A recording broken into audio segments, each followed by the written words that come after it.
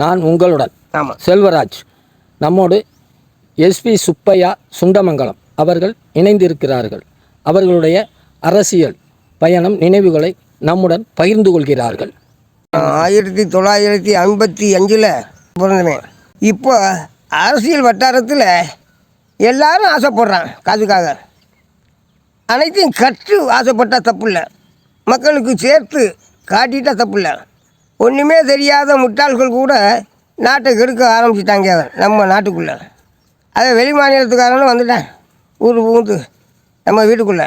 இதை போல் கட்டுப்படுத்த வேண்டாம். வெளியில் வழியில் வராங்க, அவங்களுக்கு நம்ம வாய்ப்பு கொடுக்கணும், தப்பு இல்லை. ஆனால் இங்கு சரசங்களோடு இருக்கணுமே தவிர சமரசம் மாற்றி அமையக்கூடாது. இங்கேருந்து எங்கே நம்மளை ஏமாற்றிட்டு அங்கே போகக்கூடாது. அந்த மாதிரி நடக்கணும். அதை சொல்லுங்கள், மத்திய சர்க்கார் கேட்கட்டும். காமராசர் முதலமைச்சராக தமிழ்நாட்டுக்கு வந்த போதுக்கும் பிறகு மதிய உணவு கொடுத்தார்.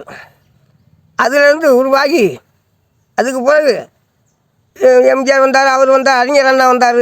அப்போ திமுகவில் இருந்தார் எம்ஜிஆர். அதுக்கு பிறகு திமுக உடைச்சிட்டு அவர் தனி கட்சியை உருவாக்கி நல்லா நடத்தினார், தப்பு இல்லை. அம்மாவும் நல்லா நடத்துனாங்க. கட்சியும் அழியுது.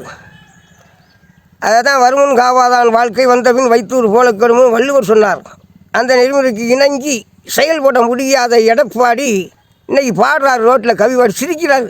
நாட்டை கெடுக்கிறவங்களோட கூட்டி சேர்ந்து நாட்டை காப்பாற்றுறவங்கிட்ட ஒட்டி சேரலை. நீ என்ன பெரிய திராவிட முன்னேற்ற கழகத்தில் நீ அது ரெண்டாக பிரித்தோம்னு சொல்கிற, உனக்கு என்ன தெரியும்? கும்பிட்டு விழுந்து காலடியில் கும்பிட்டு விழுந்து நாற்காலிக்கு கீழே ஒரு நீ ஜெயிச்சா வந்த முதலமைச்சரா? இல்லை, ஜெயிச்சு வரல முதலமைச்சரா.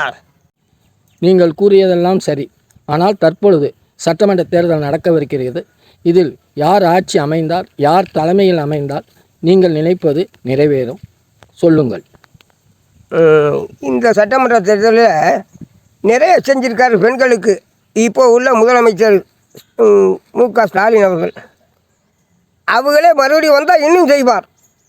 அறியாதவன் வந்தால் முடியாது. போன இடம் பூரா சாவு, அதை கேட்கறது அது இல்லை.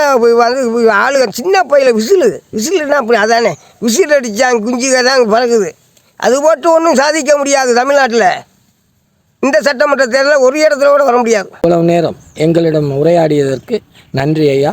ஐயா வணக்கம், நன்றி.